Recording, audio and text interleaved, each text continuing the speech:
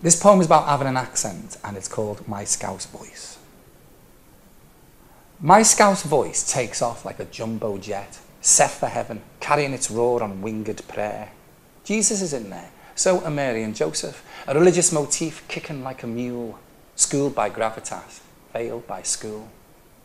Gravels like a death rattle, arrogantly assuming resurrection, and sometimes can't be arsed meeting makers. It's protection from the worst laid plans of movers and shakers. Sounds honest, even when lying, honest. No denying the conviction it can carry if it needs to escape. It'll convince you statues can fly while drinking your drink, making you think you're listening to your best mate. Runs through sewers, floats on updrafts of gossip and jangle. It's passionate about Mrs. Mulaney not getting a paper that day. I love the way it bounces off walls and ricochets like a hail of rubber bullets in a hall of mirrors. It brothers, sisters, a family of flat vowlers partying in sing-song intonation.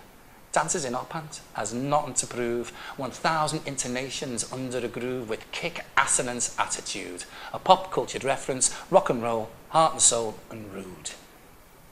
It can hack like a rack of seagull beaks pecking your head, banging, clanging like the hangover from hell. I've seen men mountain crumble as the missus humbles them to the consistency of quivering jelly. Witnessed its underbelly, raw, dark aggression and obsessive assertion it's better than you. Rock hard and dockyard, happily bite off more than it can chew. Has a soulmate in decadence, instinctive eloquence forged from the world and its words. Such serious resonance then, Nelly the elephant, absurds, rallies, rails, succeeds, fails in integrity of conviction, free and jailed, cast off and set sailed in the adventure of any direction. So fast it blares, Rabelaisian slares, inebriate nights on the town, cares, caresses, confides, confesses, will try not to bring you down.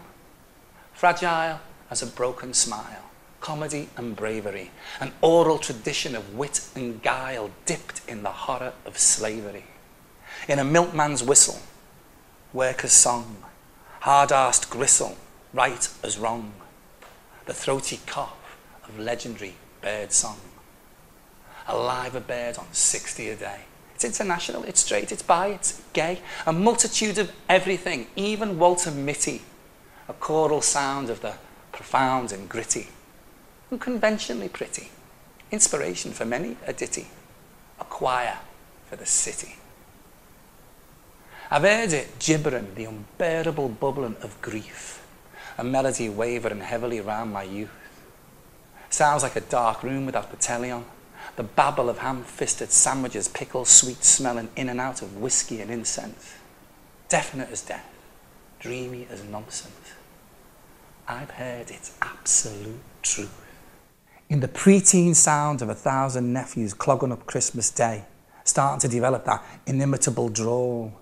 And in the drunken, caterwauling unity of a football harmonised pub crawl. I've rode its register from laughter to tears.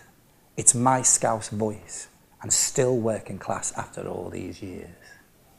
It's the charm of a traveller, a sailor's hornpipe jigging and boisterous.